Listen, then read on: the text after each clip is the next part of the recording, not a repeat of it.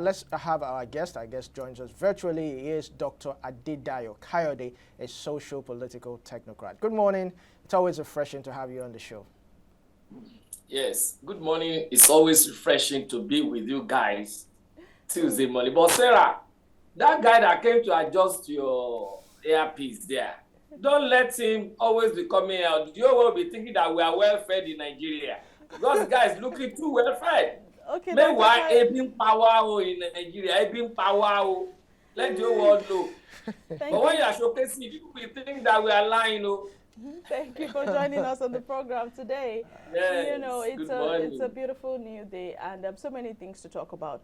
But first off, let's kick off with this conversation around the People's Democratic Party. You know, there's been some sort of internal crisis, Damagum-led and all of that. And this morning we have it on the papers that PDP factional chairmen clash as governors fail to resolve crisis, just as Damagum's camp threatens to arrest Mohammed-led National ESCO. This has been going on for a while now, and it seems like it's not making headway. Let's have your perspective on this and the way to go out of the situation. Yes, thank you for bringing in that issue of the PDP this morning. And I want the whole world to know that there is no organization, even in the family, that doesn't have squabbles one time or the other. But how you are able to resolve those squabbles and lessons that you can learn from that in moving forward is what makes an organization.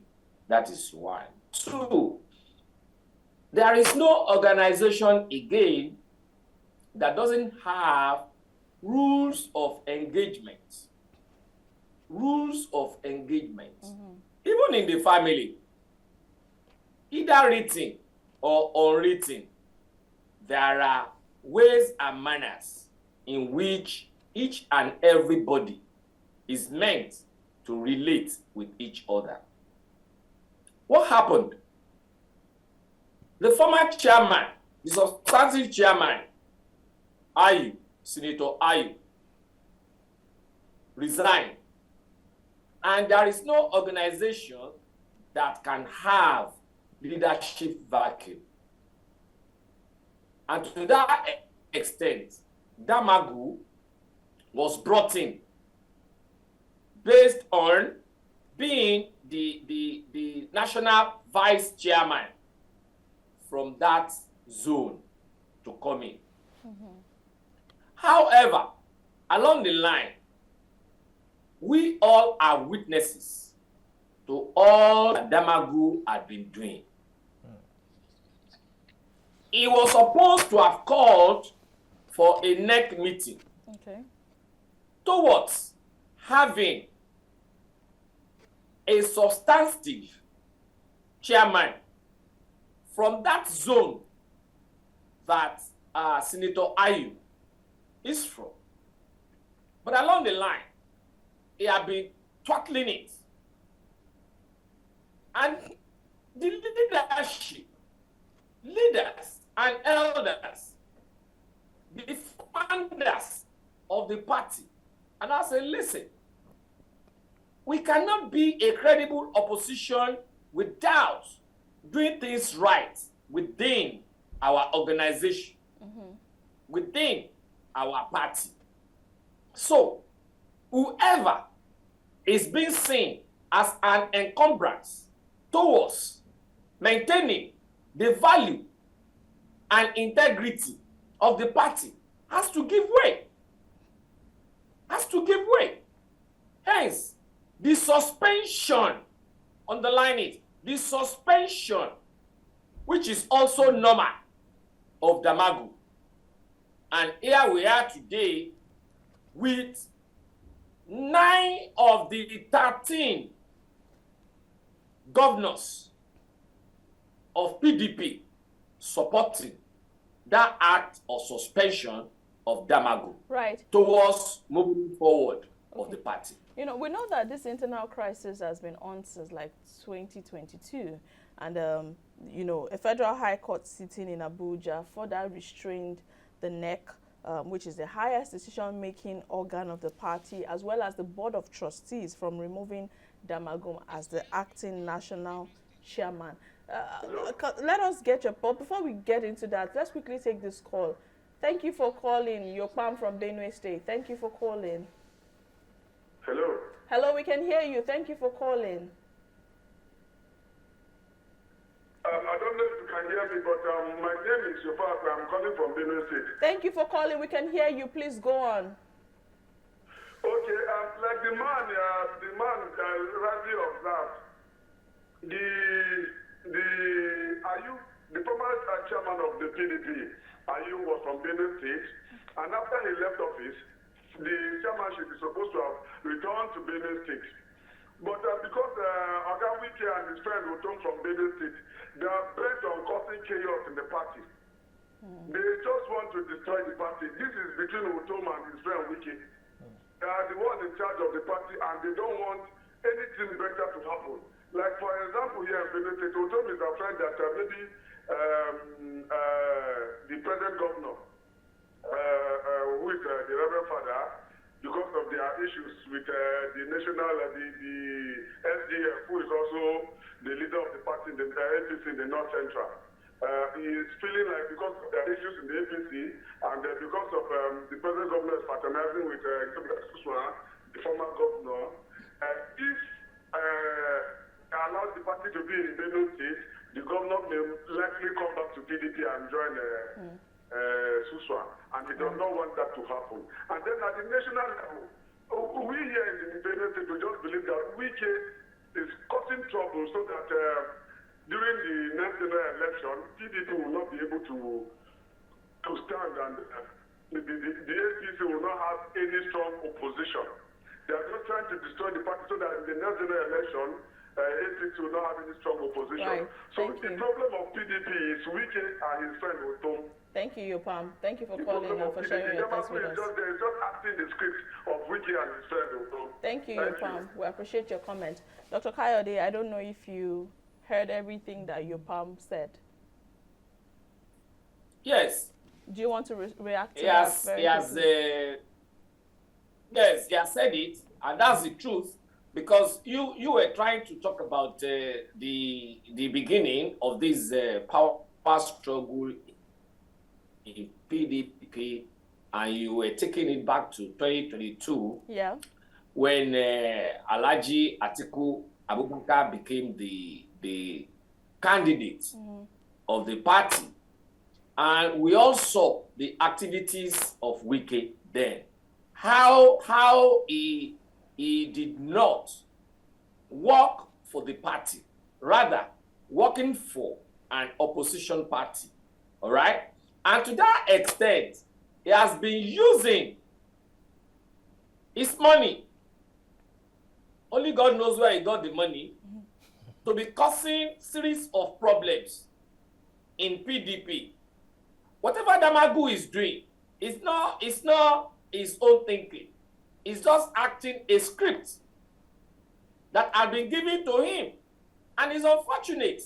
At the time that he was nominated to that position, people did not see him coming from this angle. But thank God that early enough, PDP leadership had seen him. And they are now saying, listen, what Nigerians are experiencing is not good enough. It's not normal. Having power, people are hungry. We are not living like human beings. We are just like a tree planted inside the river and still looking for water to survive. Is that normal? No. And as a credible opposition, the biggest party in Africa, the leadership is now saying, listen, we got to go back to our value system. We got to bring up again our integrity. Damagu, we are not removing you, but we have the powers to suspend you. You have to underline that word. The Federal High Court you were quoting, did not rule that Damagu cannot be suspended. Yeah, they talked about removing. Look at labor law. In labor law, your organization, if it's going to fire anybody, has rules of engagement before anybody can be fired. But he has the powers to say, okay, because we want to do one kind of investigation upon a staff or the other, you can be suspended. So it's on that suspension that Damagu stands, and it remains so. Thank you, Dr. Adedayo Kayode. And I want us to look at this Wike situation. And I really like to ask, because I've pondered about it, what leverage is Wike actually holding on the PDP that he has become some sort of like untouchable? Does he have, is he the largest shareholder in the People's Democratic Party? Why is it that anytime the Wike mantra comes up, the Wike issue comes up, the PDP, they like to just, tread on light waters? Yeah, don't ever say that Wike has a hold on PDP or that he is untouchable. It is only that the leadership of PDP believes that in politics, there is no Barai Song, Barai Walowa. That is, there is no go away. Come here is what we have in politics. And to that extent, they have been dealing with Wike with all utmost wisdom.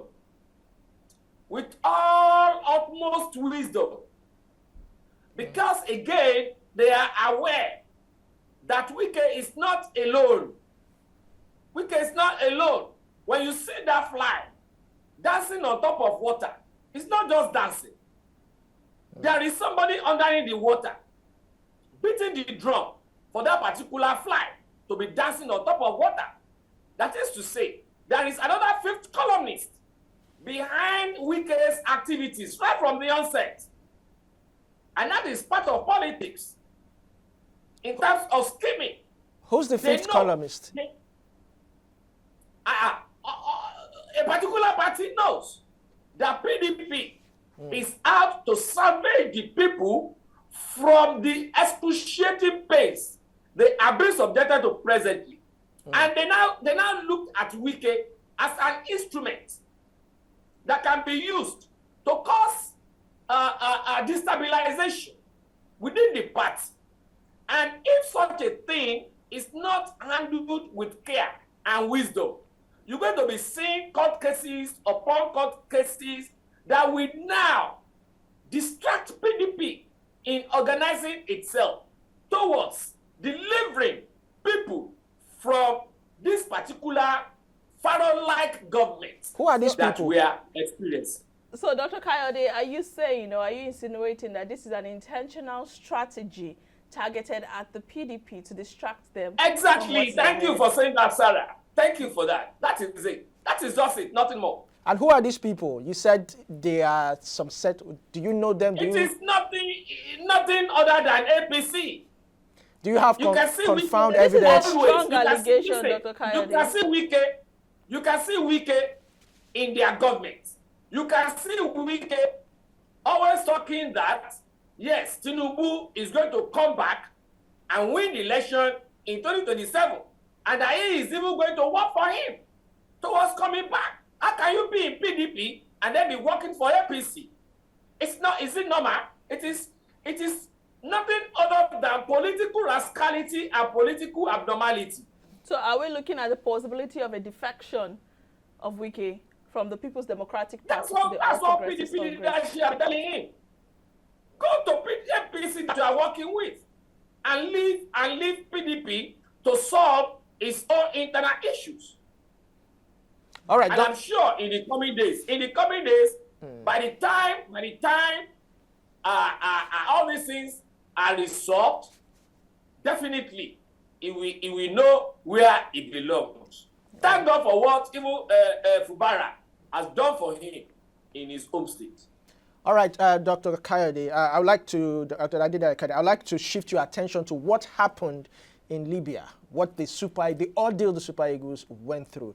So, how would you respond to what happened in Libya, and what do you think the federal government, how do you think they should respond? Should they do fire for fire, or should they tread softly? You see, these are part of the things we have been talking. when you don't have a responsive government, when you don't have a government that places high value on its people, there is no way you'll be respected all over the world. Because it is the name that you call your child, the outsiders will call that a child. Imagine a whole Nigeria, giant of Africa, a country that is the most populous nation in the black race, being treated that way. It's not their fault. It isn't. It is because this day we don't have any respect again outside the world. Listen, can you also remember what happened to us in the United Nations? As regards the recent voting, whereby Nigeria scored how many votes? Less than 10 votes. And Benin Republic and other smaller countries in Africa were scoring 50, 100, being nominated against Nigeria. Is that a good thing? We have lost value.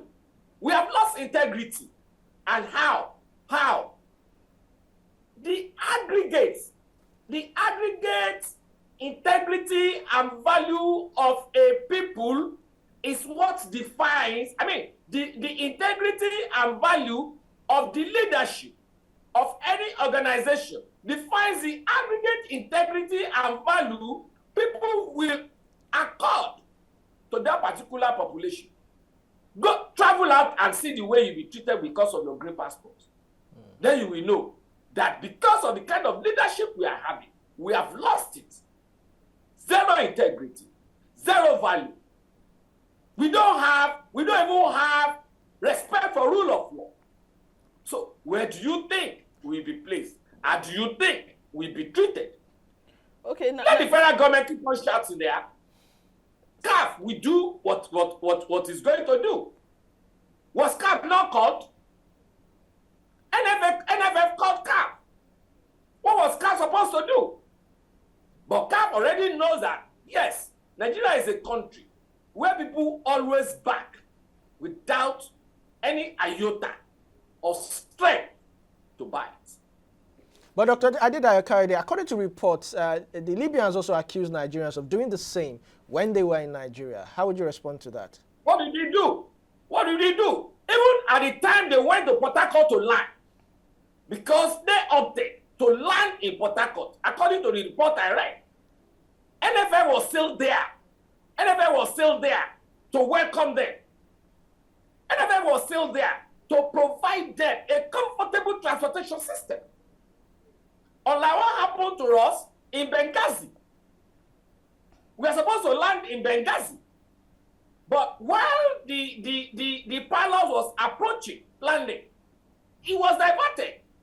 Why was he even diverted at that last minute? And where he now landed, tell me what provisions were there for us? Nothing. For hours. Later they now brought one 2K bus has been showcased by one of the players. So Dr. Kayode, how exactly would you say, in less than 1 minute, how exactly would you say we need to respond to this? Because the Super Eagles have withdrawn from the qualifiers over this incident. There's been some sort of conversation between CAF, Nigeria, and Libya. How exactly would you expect us to react to this in less than 1 minute? Well, how are we going to react? Other than the way we have been reacting to issues in our nation. People are saying they are hungry. People are saying you should protect your currency. People are saying the petroleum price you are giving us, PMS price you are giving us is fake. It's not normal. And they are not responding. So how do you think they will also respond to this? Is the federal government valuing our relationship with other countries? No. So for me, I cannot even see them. I cannot even see federal government reacting the way they are supposed to react. Yes, the ambassador to that nation have been summoned yesterday. Have we had anything? Have we had anything contrary to what our players have been saying? They also have been telling lies. And they know. I mean, I don't know whether you were privy to the response of the Libya Football Federation. Yeah. When I read that one, I could see a lot of lies there. A lot of lies. But he has reportedly resigned over this issue. That's the coach. That's their NFL. There's another, maybe their minister or whatever, that responded yesterday. I was able to read that report on the social media. Right. And when I read that report, it was too watery. Right. But as federal government been able to lay some facts and figures on that particular response, to what extent is our Nigerian government relating with CAF president? Right. So these are issues. These are issues that need to be addressed. Let me also appreciate Amadu Pinnick for what he has been doing as regarding, because I've been reading the ways Amadu Pinnick have been handling this. But the question is, do we have that respect in Africa? That's a for us to be able to get question. justice. That's a $1 billion when they know question. that we are a country that doesn't respect rule of law. Dr. Kayode, we have to wrap up the conversation now because we've run out of time, but I'm sure that we will definitely see how the story unfolds. Thank you so much for joining us this morning. Sarah, let us borrow time. We'll borrow time one of these days. Thank you so much. It's been a delight. It's my pleasure to go this morning. Enjoy the rest of your day. And Thank you you. too. Thank you.